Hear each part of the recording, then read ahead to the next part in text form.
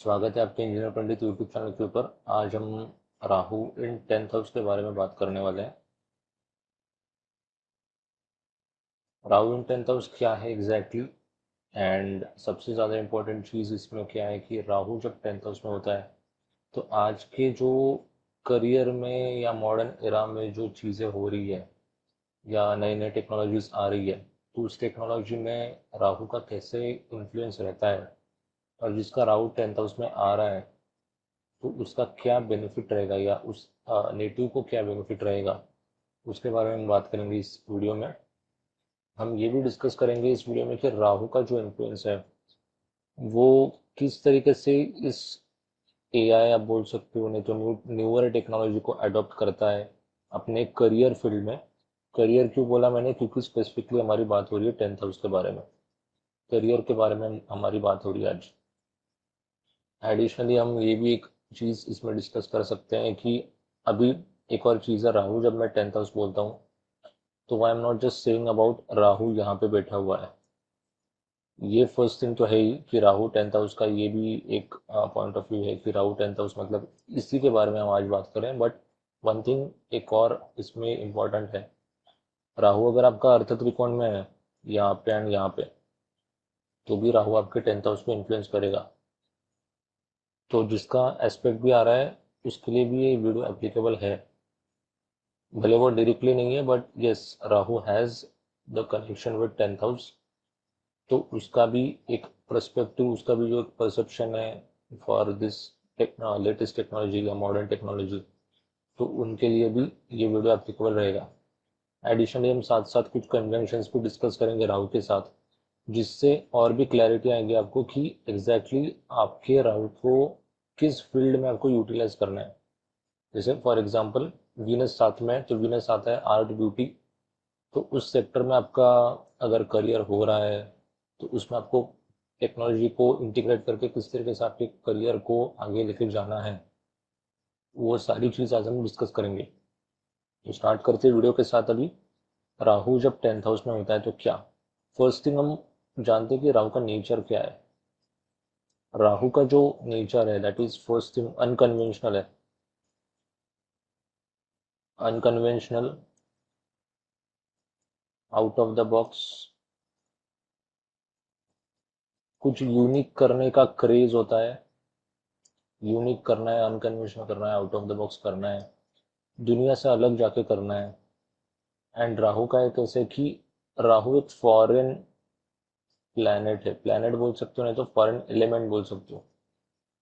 Foreign का मतलब ऐसा नहीं है, नॉट स्पेसिफिक कि आपको इंडिया के बाहर ही देखना है या देश के बाहर ही जाना है, that is not specifically foreign. जैसे आपने साइंस में एक टर्म सुनी होगी, फॉरेन पार्टिकल्स। जैसे हमारी जो ह्यूमन बॉडी है, ह्यूमन बॉडी के अंदर अगर कोई बाहर का पार्टिकल या कोई चीज़ अंदर आ जाती है तो हम उसको बोलते हैं कि फॉरेन पार्टिकल, मतलब बाहर की जो शरीर का बॉडी बॉडी पार्ट नहीं है वो, या खाना वगैरह नहीं है, बाहर की कुछ चीज़ है वो बॉडी के अंदर आ गई तो हम उसको बोलते हैं foreign particle. Same for Rahu. Rahu का फॉरेन का मतलब ये नहीं है कि सिर्फ आउट ऑफ इंडिया की बात होगी। फॉरेन का यहाँ पे ये मतलब है कि कुछ नया अलग, जो नॉर्मल ट्रेडिशन के अगेंस्ट है, अगेंस्ट भी बोल सकते हो या उल्टा है, अपोजिट। तो ट्रेडिशन को ब्रेक करने वाले, तो जैसे बॉडी का ट्रेडिशन है कि फूड है, मतलब सारे बॉडी पार्ट्स वगैरह एक्सेट्रा एक्सेट्रा, खून हो गया, फिर म्यूकस वगैरह एक्सेट्रा जो भी चीज़ है, तो वो बॉडी के मतलब बॉडी पार्ट से basic, that is a tradition. Tradition मतलब वो चलते आ रहा है काफी टाइम से। तो अगर बाहर का कोई पार्टिकल अंदर आ जाता है तो बॉडी एक तो खराब हो जाती है ना, तो आपको बुखार हो जाता है, वट एवर इस जिस पॉइंट ऑफ व्यू से है। तो इसी सेम सीन राहु में आपको ये समझना है कि ट्रेडिशन जो है वो तोड़ देता है। जो भी चीज़ें चल रही है काफ़ी टाइम से तो उसको वो ब्रेक करता है, दैट इज कॉल्ड फॉरेन। तो फॉरेन का कंसेप्ट मैंने इस तरीके से एक्सप्लेन किया कि not just it is limited to your out of country या आउट ऑफ जहाँ पर आप रह रहे हो बचपन से, वही नहीं उसका मतलब है। राहु का मतलब है कि कुछ ट्रेडिशन के बाहर कुछ अलग जो आज तक हो रहा है, या जो नॉर्मल चीज़ें चल रही है उससे कुछ बाहर की जो चीज़ है, उसको डिस्क्राइब करते हैं हम राहु से। अब क्या होता है कि राहु जो है, जो अनकन्वेंशनल है, out of the box unique, मैंने बोला ट्रेडिशन को ब्रेक करा है। ये बहुत इंपॉर्टेंट है, ये वर्ड को आप थोड़ा ध्यान रखो। ट्रेडिशन को ब्रेक करने वाला ये हम थोड़ा ज़्यादा यूज़ करेंगे इस वीडियो में। ट्रेडिशन ब्रेक का मतलब क्या होता है?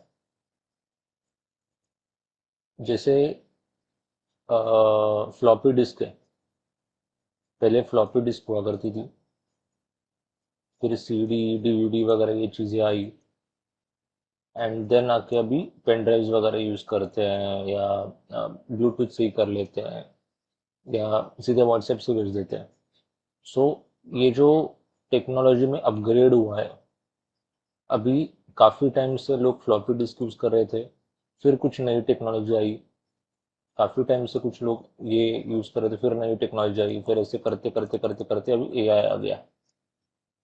तो ट्रेडिशन क्या चल रहा था पहले? फ्लॉपी डिस्क का। किससे रिप्लेस हुआ? नए टेक्नोलॉजी से। क्या हुआ? ट्रेडिशन में ब्रेक, राहु आ गया। फिर कौन सा ट्रेडिशन चल रहा था काफी टाइम से? सीडी डीवीडी का ट्रेडिशन चल रहा था काफी टाइम से। किससे रिप्लेस हो गया? पेन ड्राइव से। क्या हुआ? ट्रेडिशन में ब्रेक। तो ये राहु इन्फ्लुएंस है अगेन। सो इस तरीके से हम एआई को भी, मतलब सॉरी, राहु को भी एआई से डायरेक्टली आप मार्क कर सकते हो। अब कैसा है कि सिर्फ एआई ही राहु है ऐसा नहीं है। मैंने ये एग्जांपल इसलिए दिया क्योंकि आपको ये एक्सप्लेन करना है कि न्यूअर टेक्नोलॉजी मतलब राहु है। नई नई जो टेक्नोलॉजी आ रही अभी, मैंने जो बोला है कि मॉडर्न एरा में या लेटेस्ट टेक्नोलॉजी या लेटेस्ट, हाँ, टेक्नोलॉजी जो आ रही है अभी करियर में या अपने वर्ल्ड में, तो उसको अडॉप्ट कैसे करेंगे, ये एटीट्यूड डिपेंड करता है राहु का। So if one has prominent Rahu in the earth त्रिकोण, या डायरेक्टली बोल दो कि राहु 10th हाउस में जाके बैठ गए हैं, तो इन लोगों का इन सारी चीजों को अडॉप्ट करने का एटीट्यूड काफी अच्छा होता है। सो यूजुअली क्या है कि ये अच्छा भी होता है, और ऐसे भी बोल सकते हो कि जो ट्रेडिशन चल रहा है काफी टाइम से, फ्लॉपी डिस्क का हो गया, सीडी डीवीडी हो गया, पेन ड्राइव हो गया, जो भी कंप्यूटर हो गया, ये काफी टाइम से जो चीजें चल रही है, इसको ब्रेक करने की आदत होती है राहु इन 10th हाउस की। एक एग्जांपल ये लेते हैं हम, जैसे राहु किसी का 10th हाउस में बैठा हुआ है। अब एक चीज है कि मर्क्यूरी का nature is somewhat similar to Rahu. मैं समवॉट बोल रहा हूँ, पूरा नहीं। इसके पीछे का रीजन क्या है कि मर्क्यूरी जो है वो आपके टेक सेक्टर को भी बताता है, मतलब टेक हो गया, आईटी सेक्टर हो गया, एक्सेट्रा। ये सारी चीजें मर्क्यूरी की है, क्योंकि मर्क्यूरी को लगती है बुद्धि, इंटेलिजेंस। आईटी सेक्टर हो गया, कोडिंग हो गया, या कोई भी चीज आपको क्रैक करनी है तो उसको आपको बुद्धि चाहिए। तो मर्क्यूरी के पास वो बुद्धि है। अभी होता क्या है कि मर्क्यूरी अगर अकेला बैठा हुआ है यहाँ पे, with no influence of Rahu, Rahu का कोई इन्फ्लुएंस नहीं है मर्क्यूरी के ऊपर, तो मर्क्यूरी का जो काम रहेगा वो ज्यादातर इंटेलिजेंट सेक्टर में या टेक सेक्टर में काम करना हो गया, बट वो ट्रेडिशन को ब्रेक करने ही जाएंगे, इसकी कोई नेसेसिटी नहीं है। वेराज राहु जो है वो ट्रेडिशन को ब्रेक कर रहा है। Rahu directly doesn't represent technology sector, मतलब लेटेस्ट टेक्नोलॉजी बोलते हैं, बट उसके पीछे का जो प्राइमरी रीजन है वो है ट्रेडिशन को ब्रेक करना। तो ट्रेडिशन को अगर वो ब्रेक कर रहा है तो उसको कुछ नया लाने के लिए कुछ अपग्रेड तो करना पड़ेगा ना। जैसे एक एग्जांपल एक और लेते हैं कि फ्लॉपी डिस्क का ही हो गया हमारा एग्जांपल। फ्लॉपी डिस्क का ट्रेडिशन राहु को चाहिए नहीं है, कुछ नया चाहिए, यूनिक चाहिए, उसके लिए कुछ अपग्रेड तो करना पड़ेगा, नई टेक्नोलॉजी लाएंगे ही नहीं तो ट्रेडिशन कैसे ब्रेक करेंगे वो। So that is the fact for Rahu. Rahu doesn't mean directly technology. Yes, it means definitely उसको टेक्नोलॉजी से ज्यादा लेटेस्ट टेक्नोलॉजी बोलेंगे, कि जो मॉडर्न टेक्नोलॉजीज है, जो चीजें अभी मार्केट में नई नई टेक्नोलॉजी के फॉर्म में आ रही है, वो राहु है definitely, but it directly doesn't represent technology, वो ट्रेडिशन ब्रेक को ज्यादा रिप्रेजेंट करता है।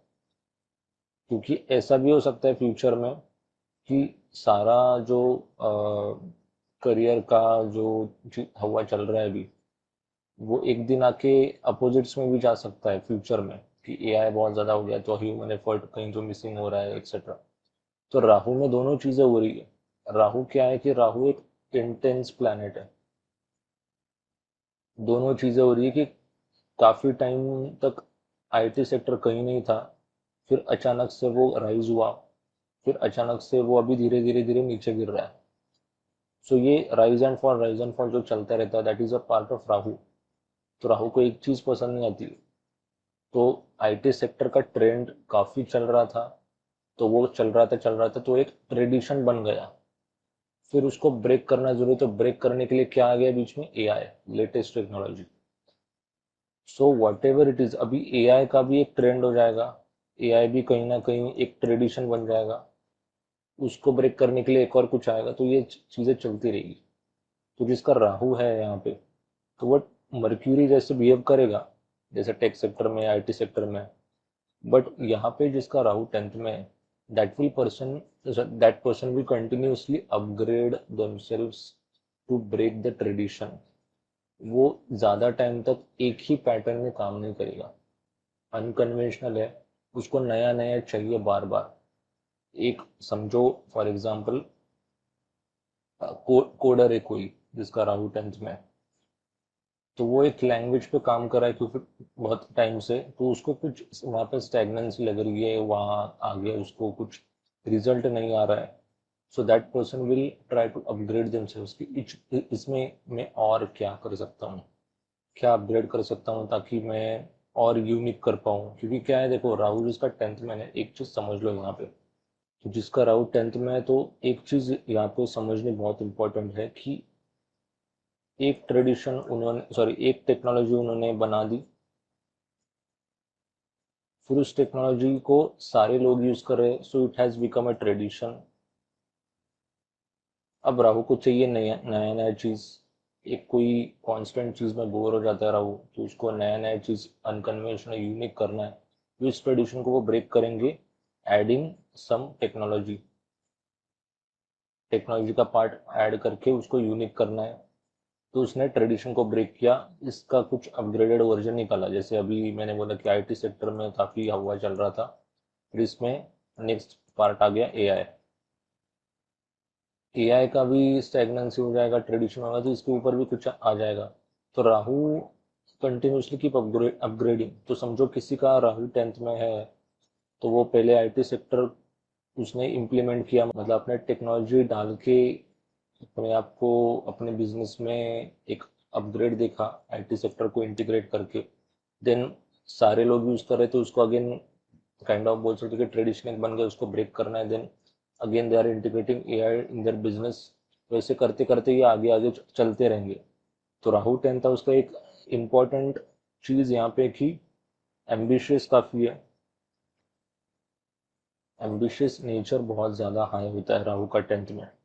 वो इसलिए क्योंकि वो बोर हो जाते हैं एक ही ट्रेडिशनल काम करने की वजह से। मतलब जैसे मैं बोला कि फ्लॉपी डिस्क से सीडी डीवीडी का कर दिया, ठीक है, अब तो सारे लोग यूज करें, तो हम नया क्या कर रहे हैं? तो उन्होंने पेन ड्राइव डाल दिया, तो सारे लोग पेन ड्राइव यूज करो, तो हमने नया क्या किया? तो किसी ने ब्लूटूथ कर दिया, किसी ने आईटी सेक्टर डाल दिया, एआई कर दिया, what ever. It is like basically continuously upgrading. Ambitious nature होने की वजह से राहु को हर बार चाहिए होता है करियर में ग्रोथ। जैसे एक होता है ना कि किसी को बताना पड़ता है कि यार आपको करियर में ग्रोथ करने के लिए ये पढ़ना चाहिए, ये करना चाहिए, वो करना चाहिए। राहु इन 10th हाउस वालों के लिए बोलना नहीं पड़ता है, उनको पहले से बता रहता है क्या करना है, क्योंकि एम्बिशियस नेचर है, हार्ड वर्किंग बहुत ज्यादा है। राहु की जो अटैचमेंट है अभी वो हो रही है 10th हाउस को। अभी 10th हाउस को है तो उसको रेपुटेशन से अटैचमेंट है, उसको करियर के ग्रोथ से अटैचमेंट है, उसको कर्म करने से अटैचमेंट है, क्योंकि कर्म करने का भी है 10th house. And ambitious nature है, तो उसको कंटिन्यूसली अपग्रेड करना आता है। जैसे एक और प्लेसमेंट होती है, अभी इस कॉन्टेक्स्ट से रिलेटेड नहीं है, बट एग्जाम्पल के लिए मैं बता रहा हूँ कि राहु जिसका 5th हाउस में है, ये पर्सन कंटिन्यूसली लर्न करते रहता है, अपने आप को अपग्रेड करते रहता है, क्योंकि अटैचमेंट हो रही है एजुकेशन के साथ, 5th हाउस के साथ। अभी 10th हाउस में करियर के साथ, तो करियर में आगे बढ़ने के लिए मुझे क्या क्या करना पड़ता है, राहु एंड 10th हाउस वालों को पता है। तो that's why they are continuously upgrading themselves. And उसके लिए अगर उनको बार बार उनका जो टेक सेक्टर का हो गया या ट्रेडिशन को ब्रेक करना का हो गया, ये चीज उनको ज़्यादा मोटिवेट करती है उस फेज में जाने के लिए। इसमें क्या है कि समझो किसी का राहु यहाँ पे 10th में है, that person is not at all related to tech sector. Tech sector या लेटेस्ट टेक्नोलॉजी के साथ वो पर्सन बिल्कुल भी कनेक्टेड नहीं है।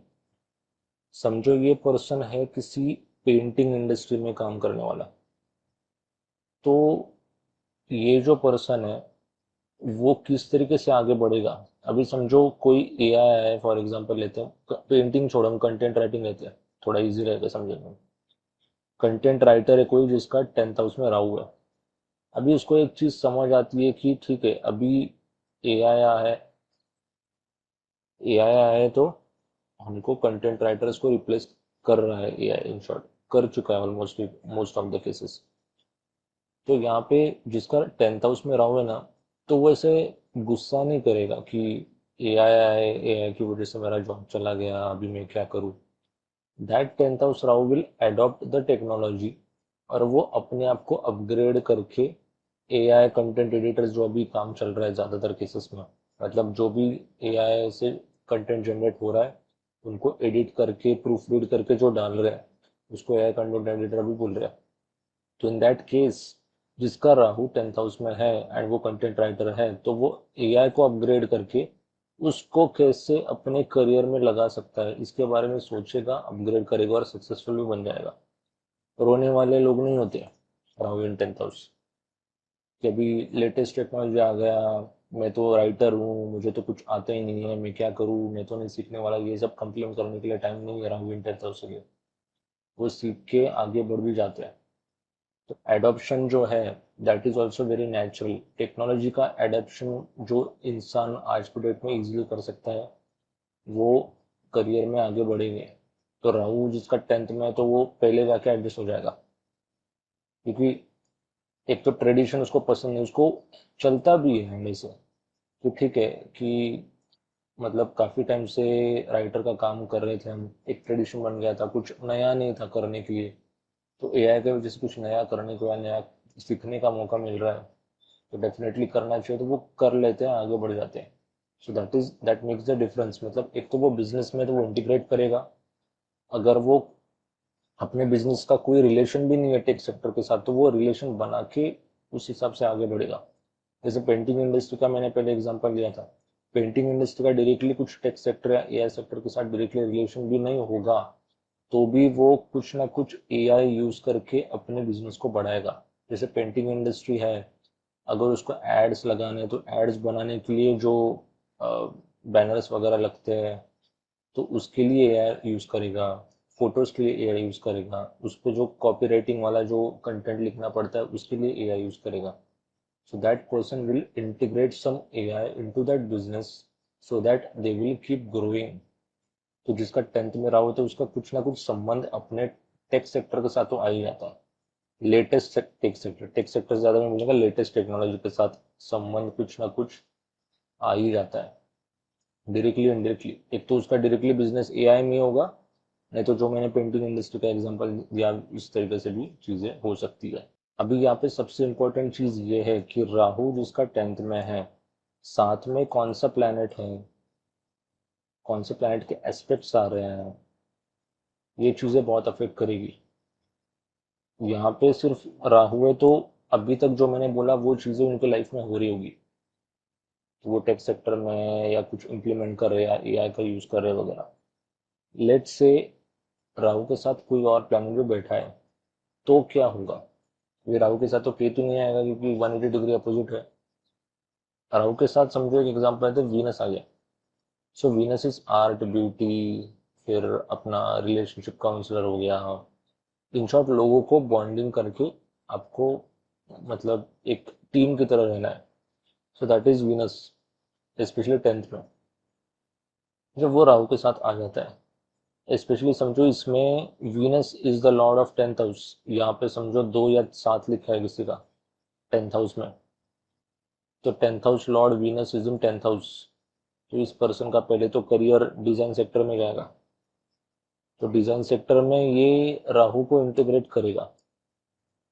अभी एक एग्जांपल लेता हूँ, समझो वेब डिजाइनर है, वेब डिजाइनर है तो वो ऑलरेडी एक वेब पे काम कर रहा है, तो टेक्नोलॉजी आ ही गई, फर्स्ट थिंग। सेकंड थिंग, मतलब जो एआई की वजह से वेब डिजाइन के भी पेजेस बन रहे हैं, तो वो इंटीग्रेट करेगा, डेफिनेटली करेगा। क्योंकि राघव को कुछ नया करना है, यूनिक दिखाना है, उसको अलग बनना है। तो अलग बनने के लिए वो लेटेस्ट टेक्नोलॉजी डालेगा डेफिनेटली। तो साथ में कौन सा प्लानट है वो भी डिपेंड करेगा। समझो किसी का, एंड यहाँ पे मैंने सिर्फ दो कंजम्पशंस की बात की है, तीन भी हो सकते हैं, चार भी हो सकते हैं, पांच भी हो सकते हैं, डिपेंडिंग ऑन योर कुंडली, जो आपकी कुंडली में है।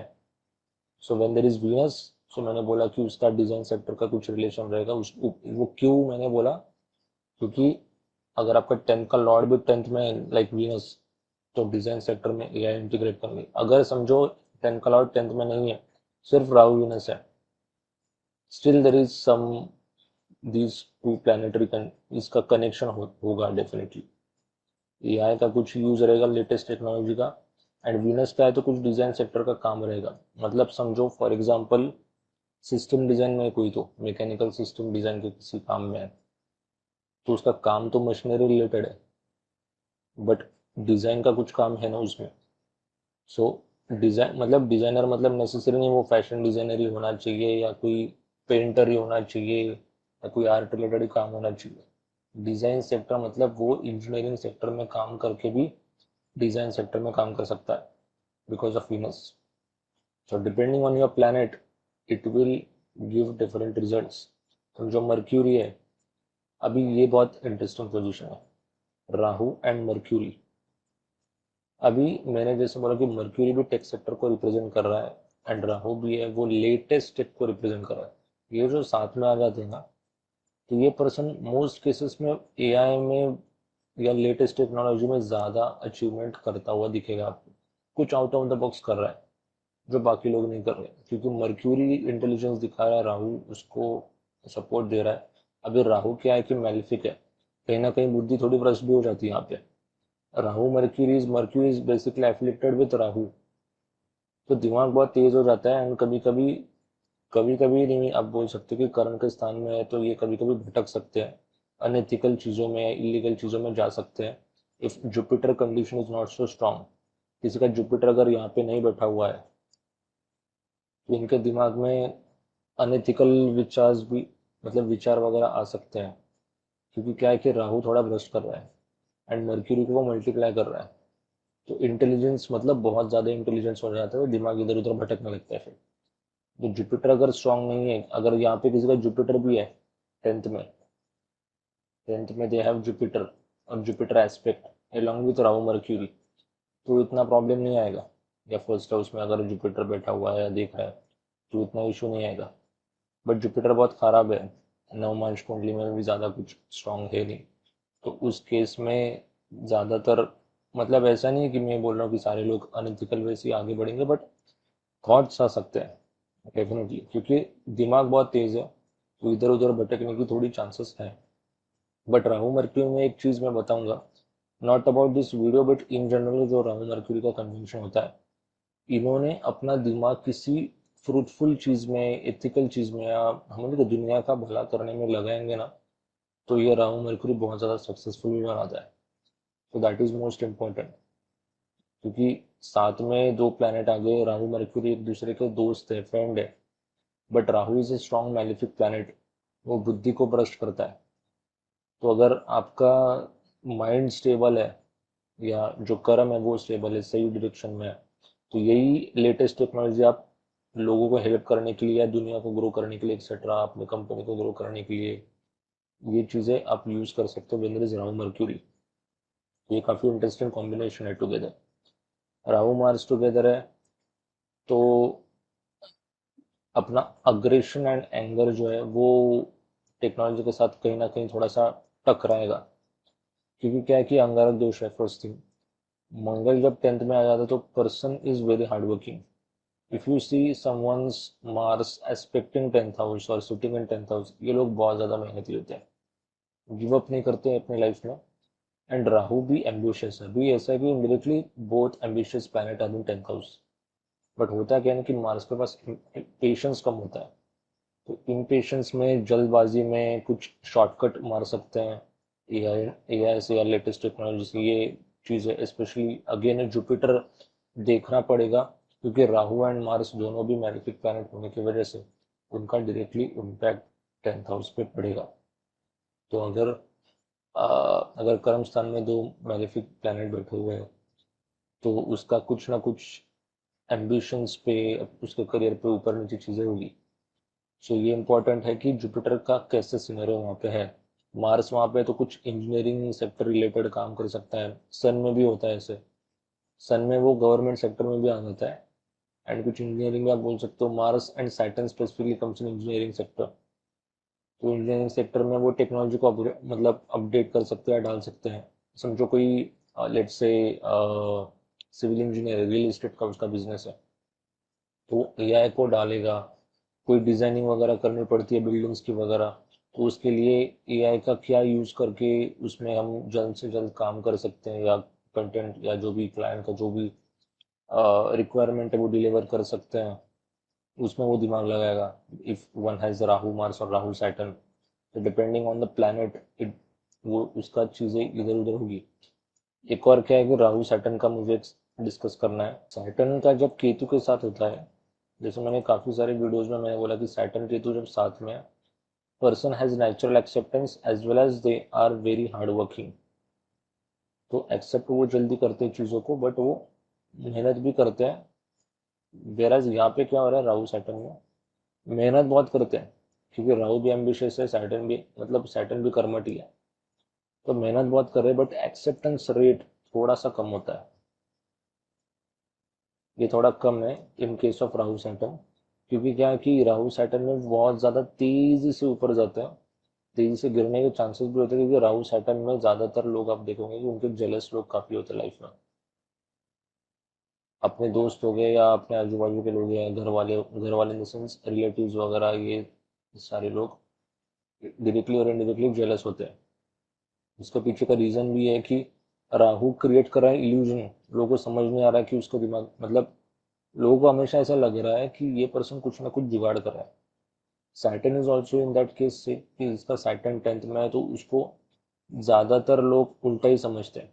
मतलब वो कैपेबल है, वो मेहनती है, वो टैलेंटेड, स्किल सब कुछ है, स्टिल पीपल विल थिंक कि नहीं ये मेहनत नहीं कर रहा है, ये शॉर्टकट मार रहा है। शॉर्टकट इन द सेंस, हाँ शॉर्टकट मार रहा है, लेजी हो रहा है, शॉर्टकट से ज़्यादा बना लेजी हो रहा है, अपना काम ठीक से नहीं कर रहा है। This is also the reason. I am not just talking about Rahu Saturn conjunction, ये मैं स्पेसिफिकली 10th हाउस के बारे में बात कर रहा हूँ। जिसका सैटर्न भी 10th में है, तो ये लोग रिलेट करेंगे तो नीचे कमेंट सेक्शन में डाल दो कि सैटर्न जब 10th में होता है तो ज़्यादातर लोगों को ये प्रॉब्लम आती है कि बॉसेस इसलिए परेशान होते हैं इनसे, क्योंकि उनको लगता है कि सैटर्न जिसका 10th में नेटिव काम नहीं कर रहा है, नेटिव को टैलेंट नहीं है, नेटिव मेहनत नहीं कर रहा है, नेटिव लेजी है, ऐसे बॉस को लगता है। तो वो सैटर्न की वजह से वो चीज़ हो रही है, एंड अगर किसी का राहु भी है तो वो और भी ज़्यादा इल्यूजन क्रिएट होता है। तो पर्सन इज स्ट्रांगली एम्बिशियस, जिसका सैटर्न राहु 10th में, बहुत ऊंची ऊंची सक्सेस को वो टच कर सकते हैं definitely. But somewhere there is a chance कि अगर वो इधर उधर हो जाता है, क्योंकि सैटर्न वहाँ पे ना बहुत स्ट्रिक्ट है। ये लोग का एक इम्पोर्टेंट मुझे ये चीज़ बताना है। बाकी का प्लेनेट में मैंने बोला कि राहु कहीं ना कहीं थोड़ा सा वो जुगाड़ वाला एलिमेंट ऐड कर देता है, but depending on your chart, अगर प्लस माइनस कुछ ज़्यादा दिक्कतें नहीं हो रही तो उसको जल्दी समझ आ जाएगा कि हमको ऐसा नहीं करना है, we have to go through ethical way. Rahu Saturn में क्या हो रहा है कि अगर वो एथिकल कर भी रहा है ना, उसको पनिशमेंट होने के चांसेस है। Punishment in the sense, boss को समझ आ गया तो उसने वार्निंग दे दी या जॉब से निकाल दिया। तो सैटर्न क्या करे कि सैटर्न को कर्म बहुत एथिकल चाहिए, क्लीन चाहिए।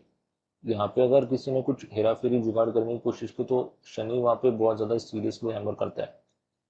सो राहु सैटर्न में एक चीज़ है कि उनको जैसे जैसे उनकी एज बढ़ जाती है तो उनको एक चीज़ समझ आ जाती है कि हमको क्लीन वे में जाना है, लेकिन मेहनत बहुत करनी है। क्योंकि शॉर्टकट्स मारे राहु सैटर्न ने 10th में, तो वो बैकफायर कर सकते हैं बहुत बुरी तरीके से। सो राहु जुपिटर का हमारे करेगा था। राहु जुपिटर में क्या है कि जैसे राहु जुपिटर में, जुपिटर इज योर एडवाइजर या कोच हो सकता है। तो जो कोच है अपने कोचिंग में लेटेस्ट टेक्नोलॉजी को ऐड कर रहे हैं, या जैसे बोलते हैं कि काइंड ऑफ एक एस्ट्रोलॉजी का ही ले लो, एस्ट्रोलॉजी कंसल्टेंट है, वो यू अभी जैसे मैं हो गया कि मैं यूट्यूब पे वीडियोस बना रहा हूँ, इंस्टाग्राम पे कंटेंट डाल रहा हूँ, तो मैं टेक्नोलॉजी का यूज़ कर रहा हूँ। सो दैट टेक्नोलॉजी का यूज़ करना बहुत ज़्यादा इंपॉर्टेंट हो जाता है। जब राहु जुपिटर है तो वो तो नेचुरली कर ही रहता है, कोच एंड कंसल्टेंट जो भी है, राहु जुपिटर 10th हाउस में आ जाते हैं तो डेफिनेटली ये लोग लेटेस्ट टेक्नोलॉजी को उसमें डालने की कोशिश करते हैं।